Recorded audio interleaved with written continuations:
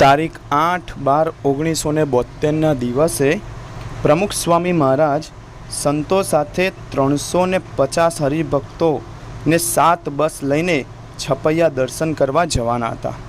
છપૈયા એટલે ભગવાન સ્વામિનારાયણનું જન્મસ્થાન, એટલે દરેક સંતો, હરિભક્તો અને પ્રમુખ સ્વામીને તે ભૂમિના દર્શન કરવાનો ઉમંગ હતો। જેમ જેમ બસ આગળ જતી હતી, પરંતુ ત્યાં આગળ કાચી સડક આવી, એટલે બસને ચાલવામાં થોડી તકલીફ પડવા લાગી। અને પછી થોડું આગળ ચાલ્યા ત્યાં તો એક નાનું નાળું આવ્યું। એ તો સાવ તૂટેલું જ હતું, એટલે બસ ત્યાં રોકી દેવી પડી। અને હજુ છપૈયા તો 4 માઇલ દૂર હતું, એટલે અમુક વૃદ્ધ એવા હરિભક્તોને કારણે ચાલીને જવું પણ અશક્ય હતું। બધા સંતો અને હરિભક્તો નીચે ઉતર્યા અને પ્રમુખ સ્વામી મહારાજ પણ ત્યાં નીચે ઉતરીને આવ્યા। એટલે તેમણે બધું જોયું અને પછી પ્રમુખ સ્વામીએ કહ્યું કે આપણે હવે આ માર્ગેથી આગળ જવું નથી, માટે આપણે બીજો રસ્તો શોધીએ। એટલે પ્રમુખ સ્વામી મહારાજે આજુબાજુ જોયું તો ત્યાં એક થોડી દૂર રેલવે લાઇન નજરમાં આવી અને એ જ સમયે દૂરથી એક ટ્રેન આવતી દેખાણી। તો પ્રમુખ સ્વામી મહારાજ કહે, બધા ઊંચા હાથ કરો અને ગાડીને ઊભી રાખવાનો પ્રયત્ન કરો અને જોર જોરથી અવાજ કરો, એટલે ટ્રેન ઊભી રહેશે।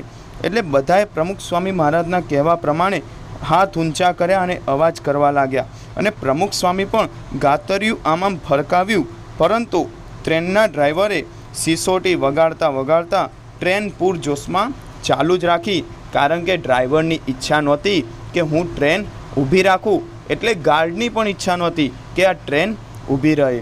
અને આમ બધા ભક્તો, સંતો અને પ્રમુખ સ્વામી મહારાજ પણ આ ટ્રેનને જઈ રહી હતી એ જોઈ રહ્યા। બધા જોઈ રહ્યા હતા, પરંતુ પ્રમુખ સ્વામી મહારાજ જે જોતા હતા એમાં ફરક હતો। એટલે પ્રમુખ સ્વામી મહારાજની ઈચ્છા હતી કે ટ્રેન ઊભી રહે, અને તેમની એ નજરથી જ જાણે ટ્રેનને બાંધી દીધી હોય એમ થોડે દૂર જઈ ટ્રેન ઊભી રહી ગઈ। અને ટ્રેનના હોમગાર્ડે તો લીલી ઝંડી પણ બતાવી, પરંતુ એ ટ્રેન ઉપડી જ નહીં। એટલે પ્રમુખ સ્વામી મહારાજે બધા હરિભક્તોને, સંતોને કહ્યું કે ફટાફટ આ ટ્રેનમાં ચડી જાઓ, નહીંતર ઉપડી જશે।